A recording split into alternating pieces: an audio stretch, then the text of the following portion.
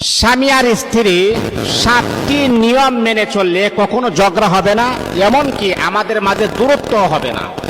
যদি আপনারা এই 7টি নিয়ম মেনে সংসার পরিচালনা করতে পারেন, আল্লাহর কসমকে আমি বলতেছি, স্বামী স্ত্রীর সংসারে কখনো ফাটাল সৃষ্টি হবে না, কখনো ঝগড়া হবে না, কখনো আপনাদের সংসারটা নষ্ট হয়ে যাবে না, কখনো ঝগড়া হবে না, আপনাদের মাঝে দূরত্ব কখনো বাড়বে না। যদি আপনারা এই 7টি নিয়ম 7টি প্রসেস যদি আপনারা অবলম্বন করে চলতে পারেন। 1 নাম্বার হচ্ছে স্বামী স্ত্রী কখনো ঝগড়া হবে না, দূরত্ব বাড়বে না। প্রথম নাম্বার যে কাজটা করতে হবে সেটা হচ্ছে কখনো একে অপরের কাছ থেকে কোনো কিছু লুকায়ে রাখবেন না। আমরা আছি অনেকে আছি গোপন করে রাখি। আপনার স্ত্রী হচ্ছে আপনার সর্বশ্রেষ্ঠ বন্ধু। পৃথিবীতে যত সম্পদ রয়েছে সবচাইতে উন্নত মানের সম্পদ হচ্ছে আপনার স্ত্রী। এটা আমার কথা নয়, এটা হাদিসের কথা।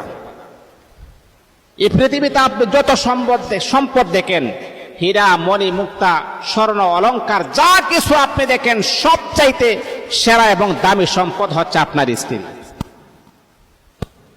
দুনিয়াতে যদি আপনার একজন বন্ধু হয়ে যায়, এই বন্ধুকে আপনি মহাব্বত করার কারণে, এই বন্ধুকে আপনি ভালোবাসার কারণে যদি তার কাছে আপনি আপনার মনের কথা বলতে পারেন, আর আপনার স্ত্রী হচ্ছে সর্বশ্রেষ্ঠ বন্ধু, আপনি কেন তার কাছ থেকে আপনার মনের কথাগুলা গোপন রাখবেন?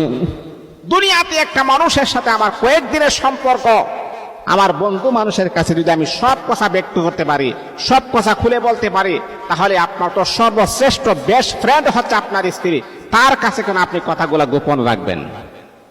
1 নাম্বার হচ্ছে স্বামী স্ত্রী কখনো দূরত্ব বাড়বে না, কখনো সংসার নষ্ট হবে না যদি আপনারা কথাগুলা লুকায় না রাখেন, প্রকাশ করবেন। স্বামী সে যেন তার মনের ভিতরে কথাগুলা যেন কখনো গোপন যেন না রাখে, স্ত্রীও সে যেন তার মনের কথাগুলা কখনো যেন গোপন না রাখে। স্বামীকে আপনি বলবেন আর স্বামী আপনাকে বলার চেষ্টা করবে, ইনশাআল্লাহ। এটা যদি আপনারা করেন তাহলে আপনাদের সংসারে কখনো দূরত্ব বাড়বে না, সংসার নষ্ট হবে না। 2 নাম্বার হচ্ছে একে অপরের সাথে বন্ধুত্বের মতো আচরণ করতে হবে। ছোটখাটো বিষয় নিয়ে বড় ধরনের ঝগড়া করা যাবে না। মানে আপনারা একে অপরের সাথে বন্ধুরূপে আচরণ করবেন, বন্ধুত্বের সম্পর্ক রাখবেন। ছোটখাটো বিষয় নিয়ে বড় ধরনের ঝগড়া করা যাবে না। আজকে ম্যাক্সিমাম সংসার নষ্ট হয়ে যায় ছোটখাটো বিষয় নিয়ে। কথাগুলো আপনাদের কাছে ভালো লাগে কিনা জানি না, দেখবেন আমাদের কাছে হাজার হাজার ফোন আসে, হুজুর ছোটখাটো বিষয় নিয়ে আমার স্বামী আমাকে তালাক দিয়েছেন, ছোটখাটো বিষয় নিয়ে আমার স্ত্রী আমাকে ডিভোর্স দিয়েছে। এরে আল্লাহ তাআলার বান্দা, ছোটখাটো বিষয় নিয়ে কখনো ঝগড়া করবেন না। স্বামী স্ত্রী যখন ছোটখাটো বিষয় নিয়ে যখন ঝগড়া করা যখন শুরু করে দেয়, তখন কিন্তু মাঝখান থেকে শয়তান আমাকে আপনাকে ধোঁকা দেওয়ার জন্য পাগল হয়ে যায়। শয়তান কিভাবে ঝগড়াটাকে বড় করবে, কিভাবে তাদের স্বামী স্ত্রীর সংসারটাকে বিনষ্ট করে দিবে, কিভাবে নষ্ট করবে সংসার, কিভাবে নষ্ট করে দিবে, ওই শয়তান অক্লান্ত পরিশ্রম করে। ওই শয়তান আছে কিভাবে স্বামী স্ত্রীর সংসারটাকে ধ্বংস করা যায়, অক্লান্ত পরিশ্রম করে, বেশি বেশি করে শয়তান পরিশ্রম করে। এই জন্য মনে রাখতে হবে, সংসার যদি নষ্ট হয়ে যায়, আমার আল্লাহ বেজান হয়ে যায়, শয়তান খুশি হয়ে যায়। আর সংসার যদি টিকে থাকে তাহলে শয়তান কষ্ট পায়, আমার আল্লাহ খুশি হয়ে যায়। আমরা যেহেতু মুমিন, আমরা যেহেতু মুত্তাকি পরহেজগার, একমাত্র শুধুমাত্র কেবলমাত্র আমি আমার আল্লাহকে ভালোবাসি, আমি আমার নবীকে মুহাব্বত করি। যদি আপনি আল্লাহকে ভালোবাসেন তাহলে আল্লাহ পাক রব্বুল আলামিনের দিকে তাকিয়ে কখনো সংসার নষ্ট করবেন না। ও মা, কখনো স্বামীকে ডিভোর্স দেওয়ার ফিকির করবেন না। ও বাবা, কখনো স্বামীকে কোন স্ত্রীকে তালাক দেওয়ার ফিকির করবেন না। আল্লাহ পাকের জন্য স্বামী স্ত্রীর সংসার যদিও কষ্ট হয়, তারপর দুনিয়ার জমিনে স্যাক্রিফাইস করে যদি আপনি চলতে পারেন, আমার আল্লাহ এটার ওসিলায় আপনাকে মাফ করে দিবেন। কষ্ট তো হবেই, কষ্ট হবেই, কষ্টের পরে আল্লাহ পাক সুখ আপনার জন্য রেখে দিয়েছে। দুনিয়াতে যে সবাই সুখ করবে বিষয়টা তেমন না। স্বামী আর স্ত্রী তাদেরকে আমি দৃষ্টি আকর্ষণ করে বলবো, একে অপরের সাথে বন্ধুত্বের সম্পর্ক রাখবেন, বন্ধুরূপে আচরণ করবেন। অনেক স্বামীরা আছে স্ত্রীকে দাসী রূপে গ্রহণ করে, তাকে কৃত দাস মনে করে, গোলাম মনে করে, কাজের বুয়া মনে করে। এটা অসম্ভব। যেই পুরুষ তার স্ত্রীকে সম্মান করতে জানে না, সেই পুরুষ কখনো নারীদেরকে সম্মান করতে জানে না। এই জন্যে নারী জাতি হচ্ছে শ্রেষ্ঠ জাতি, সম্মানী জাতি। তাদেরকে সম্মান প্রদর্শন করবেন, তাদেরকে ভালোবাসবেন, তাদেরকে মোহাব্বত করবেন, আল্লাহ পাক খুশি হয়ে যাবে, আল্লাহ নবী খুশি হয়ে যাবে। আল্লাহু আকবার। এটা হচ্ছে 2 নাম্বার। একে অপরের সাথে বন্ধুত্বের আচরণ করবেন, ছোটখাটো বিষয় নিয়ে বড় ধরনের ঝগড়া করা যাবে না। 3 নাম্বার হচ্ছে আল্লাহ রাসূল সাল্লাল্লাহু আলাইহি ওয়াসাল্লাম তিনি আমাদেরকে বলেছেন, স্বামী স্ত্রীর নিজস্ব কথা অন্যকে জানাবেন না। স্বামী আর স্ত্রীর কিছু পার্সোনাল বিষয় রয়েছে, এই পার্সোনাল ব্যক্তিত্ব আপনি অন্য কাউকে প্রকাশ করবেন না, জানাবেন না। অনেক বেহায়া পুরুষ, অনেক নির্লজ্জ পুরুষ এমন আছে, রাতের বেলা স্ত্রীর সাথে কি করেছে না করেছে বন্ধুদের কাছে গিয়ে শেয়ার করে। এই বেয়াদবের বাচ্চা, তুই মরতে পারস না? তোর মতো কুলাঙ্গার, তোর মতো বেহায়া, তোর মতো নির্লজ্জ আল্লাহ পাকের জমিন আর কেউ হতে পারে না।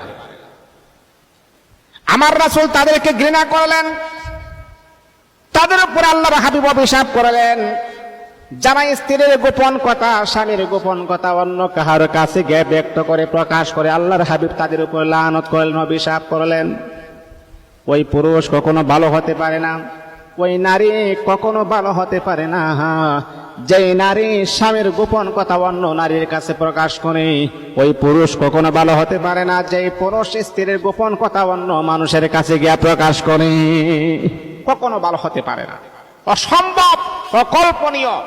স্বামী স্ত্রীর গোপন বিষয় যারা প্রকাশ করবে তারা কখনো ভালো মানুষ হতে পারে না, তারা হচ্ছে চরিত্রহীন, বোধ চরিত্র লোক।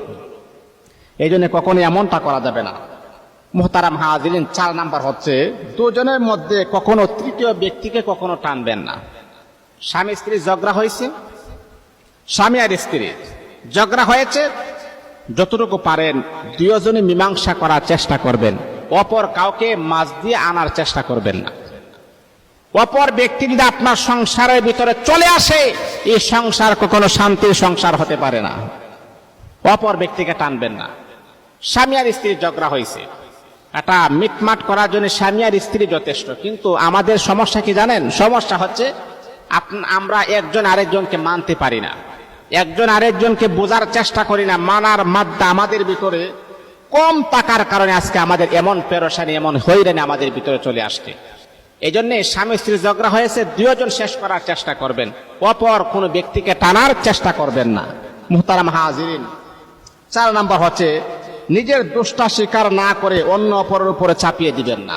অনেকে আছে, দোষ হয়েছে আমার, কিন্তু আমার দোষটাকে আমি প্রকাশ করি না। আমার দোষ যে আমার হয়েছে এটাও আমি বলি না, কিন্তু আরেকজনকে কিভাবে দোষারোপ করা যায় এইরকম পরিকল্পনা আমাদের ভিতরে আছে না নাই? এই জন্য কখনো নিজের দোষটাকে কখনো চিপায়ে রাখবেন না। আপনার দোষ আপনি প্রকাশ করবেন, খোলা কণ্ঠে আপনি প্রকাশ করবেন। যদি স্ত্রী দোষ করে তাহলে স্বামীকে বলবেন, স্বামী হে, আমি তো অন্যায় করে ফেলেছি, আমি তো অপরাধ করে ফেলেছি, না জেনে না বুঝে আপনার উপর অনেক টর্চারিং করেছি, আপনাকে গালিগালাজ করেছি, আপনার মাকে গালিগালাজ করেছি, আপনার ভাইকে গালিগালাজ করেছি, আপনার ছোট বোনটাকে গালিগালাজ করেছি, আল্লাহ কা ওয়াস্তে আপনি আমাকে ক্ষমা করে দেন। আল্লাহর কসম, এমন করে যদি কোনো স্ত্রী তার স্বামীকে বলে, স্ত্রী যতই ভুল করুক না কেন 100% তার স্বামী তাকে ক্ষমা করতে পারত। ভুল হয়েছে, ক্ষমা করে দিবেন। স্বামী যদি ভুল করে স্ত্রীর কাছে ক্ষমা চাইবেন, আপনি তো অন্য কোনো মহিলাদের কাছে ক্ষমা চাচ্ছেন না, আপনার স্ত্রীর কাছে আপনি ক্ষমা চাইবেন। এতে কি সমস্যা আপনার হয়েছে? আপনার কি সম্মান কমে যাবে? এটা আপনাদের ভুল ধারণা। স্ত্রীর কাছ থেকে যদি ভালোবাসা পেতে চান তাহলে একটু বেড়াগিরি কম করার চেষ্টা করবেন, নিজেকে একটু ছোট মনে করবেন, দেখবেন আপনার স্ত্রী আপনাকে মহাব্বত করবে। এগুলা কি আমাকে বলে দিতে হবে নাকি? মুহতারাম হাজিরিন, 5 নাম্বার হচ্ছে আল্লাহ রাসূল, 6 নাম্বার হচ্ছে, আর আল্লাহ রাসূল বলেন সবচেয়ে যে বিষয়টা বিষয়টা হচ্ছে ঝগড়ার যে মূল কারণ, সেটা হচ্ছে মনে করেন সবচাইতে ইম্পর্টেন্ট যে বিষয়টা, সেটা হচ্ছে আল্লাহ রাসূল আমাদেরকে বলেছেন ঘরের মাঝে ঝগড়া লাগার ইম্পর্টেন্ট যে বিষয়টা, সেটা হচ্ছে স্বামী যখন তার স্ত্রীর সাথে ঝগড়া লাগে তখন স্ত্রীর মা বাবার নাম ধরে গালিগালাজ করে। আপনি দেখবেন আমাদের দেশের নিয়মটা হচ্ছে এমন, আপনি আমাকে গালিগালাজ করেন, কোনো সমস্যা নেই। যখন আপনি আমার মা বাপকে নিয়ে গালিগালাজ করবেন তখন কিন্তু কোনো পুরুষও সহ্য করতে পারে না, এমনকি কোনো নারীও সহ্য করতে পারে না।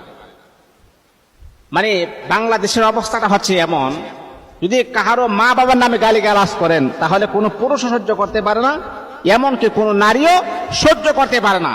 এই জন্য কখনো মা বাবার নাম নিয়ে খারাপ গালিগালাজ করা যাবে না। এতে করে সমস্যা হয় কি জানেন, আপনি যদি আপনার স্ত্রীর মা বাপ নিয়ে গালিগালাজ করেন, প্রথম নাম্বার যে সমস্যাটা হচ্ছে সেটা হচ্ছে আপনার স্ত্রী আপনাকে যে শ্রদ্ধা করত, যে সম্মান করত, আপনার স্ত্রীর কাছ থেকে সম্মান আপনি পাবেন। দ্বিতীয় নাম্বার হচ্ছে আপনার স্ত্রী আপনাকে আগের চাইতে যে ভালোবাসাটা আপনাকে দিত, এই ভালোবাসা থেকে আপনি বঞ্চিত হয়ে যাবেন। এই জন্য কখনো এমনটা করা যাবে না। আল্লাহ পাক